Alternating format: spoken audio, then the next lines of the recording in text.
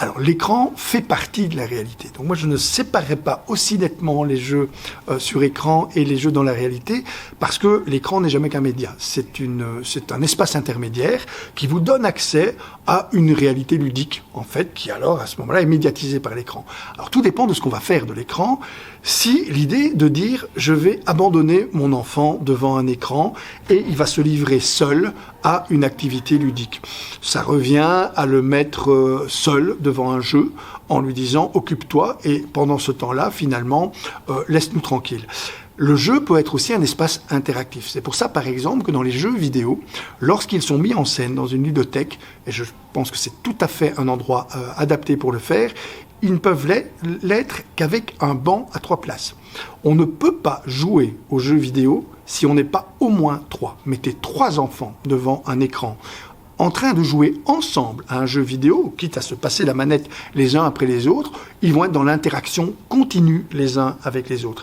Ils vont être dans un jeu unique, mais qui les rassemble tous les 3 pour réaliser du jeu entre eux. C'est ça l'avantage, je vais dire, de ces petits bancs, qui sont les bancs qui permettent finalement de mettre de l'humain à l'intérieur des écrans.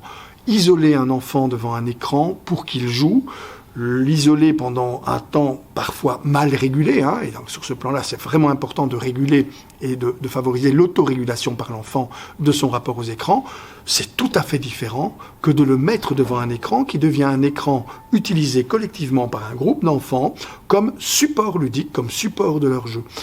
Et ça, à ce moment-là, l'écran devient un jeu vraiment interactif. Méfiez-vous du mot interactif par rapport à l'écran. Si l'interactivité ne se réalise qu'avec l'écran, c'est-à-dire vous êtes seul avec un écran qui vous parle, pour l'enfant, l'écran devient un substitut à l'être humain. Et ça, c'est peut-être pas une très très bonne chose si l'enfant, à un moment donné, finit par considérer que cette réalité virtuelle, c'est-à-dire pas cette irréalité, mais cette réalité virtuelle, est finalement plus confortable que la réalité qu'il vit tous les jours dans son rapport avec d'autres. C'est pour ça que je plaide vraiment pour des jeux collectifs qui situent l'écran comme étant un média qui permet au jeu d'avoir un support qui, là, peut le rendre attractif. Et en plus, sur ce plan-là, lorsqu'on joue à plusieurs, aucun risque, alors je ne vais pas utiliser le mot addiction, parce que les écrans ne provoquent pas d'addiction en réalité, mais de forte appétence individuelle. Puisqu'on est à 3 et qu'on ne peut se mettre qu'à 3 pour jouer, on réduit finalement ce qu'on constate parfois de manière un peu systématique derrière les écrans, c'est-à-dire une tendance à avoir envie de jouer de plus en plus parce qu'on veut dépasser son propre niveau. Si on est à plusieurs, on joue contre le niveau des autres et ça devient à ce moment-là beaucoup moins appétitif et donc beaucoup moins aliénant.